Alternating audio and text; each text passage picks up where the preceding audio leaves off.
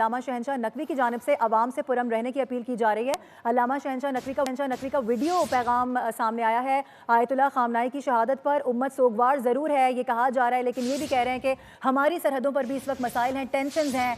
شہنشاہ نقوی عوام، ان کی جانب سے کہا جا رہا ہے کہ عوام باہمی یکجہتی کو مضبوط بنائیں۔ ان کی جانب سے جو پیغام جاری کیا گیا ہے، پہلے اپنے ناظرین کو وہ سنواتے ہیں۔ پاکستان کی سرزمین پڑوس کے مسائل کے ساتھ عالمی سازشوں، خاص طور پر صہیونی سازشوں کے تحت ایک مرتبہ پھر بدامنی کا سامنا کر رہی ہے۔ ہماری سرحدوں پہ مسائل ہیں، ہمارے ملک کے اندر دہشت گردی کے منڈلاتے ہوئے بادل ہیں۔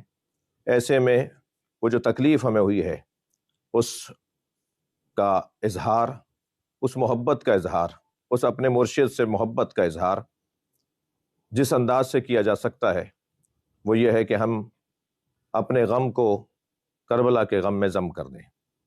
2 بجے نمائش چورنگی پر کراچی میں مجلس عزا کا انعقاد ہے، اور انتہائی خضوع و خشوع کے ساتھ عبادت انجام دیتے ہوئے، عزاداری کرتے ہوئے نمائش سے ایرانیان تک ہم اپنے اس عزائی جلوس کو لے کے جائیں گے۔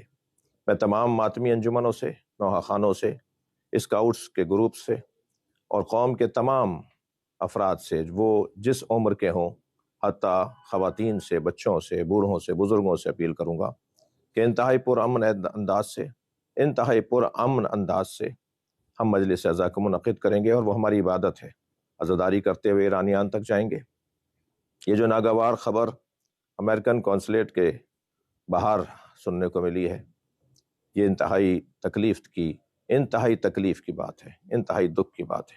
شہید ہو جانے والوں کے خانوادوں کو صبر کی تلقین کروں گا، زخمیوں کی شفا کی دعا کروں گا، اور آپ سب سے اپیل کروں گا کہ اس موقع پر باہمی اتحاد اور الفت، باہمی یکجہتی کو مضبوط بناتے ہوئے ہم اپنی اس غم کا اظہار غم حسین کی صورت میں کریں گے۔ آئیے نمائش چورنگی پر 2 بجے، اور پھر وہاں سے ہم عزاداری کرتے ہوئے ایرانیان تک جائیں گے۔ اللہ شہداء کے درجات کو بلند فرمائے۔